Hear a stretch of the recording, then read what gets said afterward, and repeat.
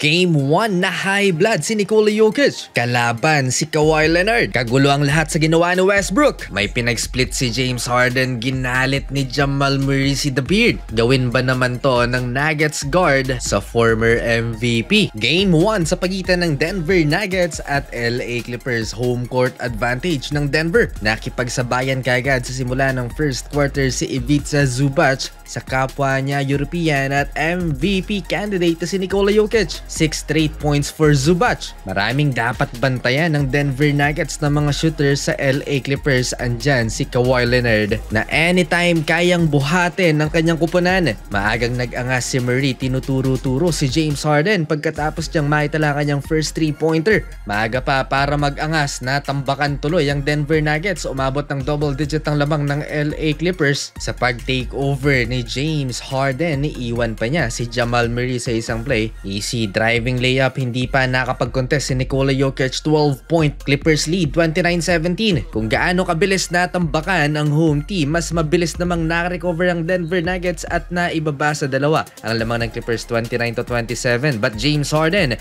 3-pointer to end the opening frame. Not one but two. Pahiya pa si Christian Braun sa buzzer beater 3-point basket ni The Beard. 35-27, 15 points for James Harden. Gustong tanggalan yata ng angas si Jamal Murray.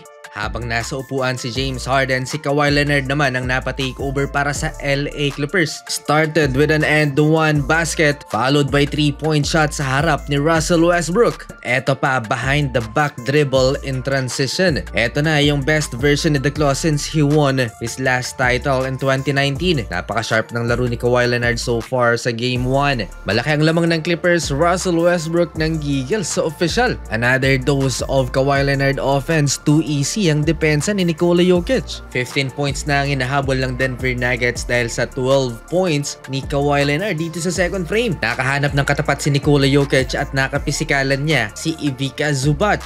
Ang naging kalaban dito ng LA Clippers last 5 minutes ay ang kanilang foul trouble James Harden with 3 fouls. Na-choke ang LA Clippers na pako sa 51 ng kanilang score. Nag-run ang Denver Nuggets dahil sa magkakasunod na turnovers ng LA Clippers. 3-pointer ni Russell Westbrook habang nasa upuan ng parehong superstar ng Clips. Hype na ulit si Jamal Murray dahil 4 lang ang lamang ng Clippers at the end of first 2 quarters, 53-49. 14 points si The Claw, 13 points si The Joker. Sumusubok pa rin ang Denver Nuggets na makuha ang lamang sa LA Clippers. Third quarter, James Harden adds another 3-point basket pero after niyan, nakuha na niya ang kanyang pang-4 na foul pero hindi siya nilabas sa court. Maganda yung tactics dito ng Denver Nuggets, nilalayo nila sa paint si Ivica Zubac. Hindi pinipilit ng Denver na umiscore sa pintura dahil nga sa presensya nitong big man ng Clippers. Much better performance for Jamal Murray sa third quarter and 1 basket, 67-64. Lamang pa rin ng LA Clippers, Aaron Gordon, two-handed dunk, nasa labas na naman si Ivica Zubac.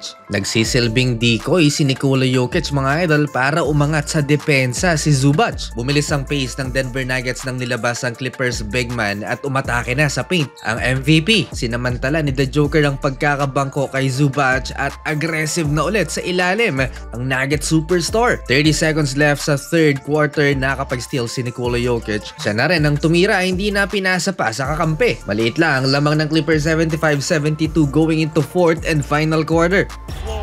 The hesitation and the explosion! Dumikit pa lalo ang laban dito sa fourth quarter. Russell Westbrook cutting dunk after ng dunk naman ni Kawhi Leonard. Sagutan, The Claw again, mid-range, and Jamal Murray ties the game at 81 with a 3-point basket. Eto mga idol, na high blood si Nikola Jokic dahil hindi tinawagan ng referee ang pag-swipe sa kanya ni Derek Jones Jr. Nag-antay pa at matagal tumayo si Nikola Jokic na baka may gagawin ng official kay Derek Jones Jr. pero wala. Dito na siya naggalit, sinigawan ng referee na technical si Nikola Jokic. Big shot after big shot, Jamal Murray 3-pointer, Nico Batum with the counter. Highly contested wing 3-pointer mga idol. Sumagot din kaagad ang Denver Nuggets courtesy of Aaron Gordon, wide open 3. And under 4 minutes remaining, finally nakalamang na rin ang Denver Nuggets dahil sa putback layup ni Russell Westbrook. This is not your typical game 1, parang game 7 yung vibe. Clutch Westbrook, Another 2-pointer for Brody, 11 points na. Triple-double na rin si Nikola Jokic.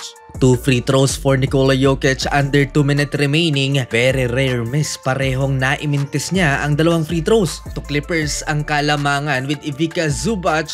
2-point layup goaltending sa Aaron Gordon. Under 40 seconds chance para palakihin pa ang lamang ng LA Clippers. Nag-commit ng turnover si Kawhi Leonard. Big mistake for Kawhi and great defense by Jamal Murray. Last 24 seconds, Russell Westbrook ang tahimik sa first half for the lead. 3-pointer, 98-96. Kagulo ang arena sa ginawa ni Brody, ayaw pang bantayan ng LA Clippers. Game is not finished yet. James Harden to tie the game at 98 floater. Chance to win the game mga idol.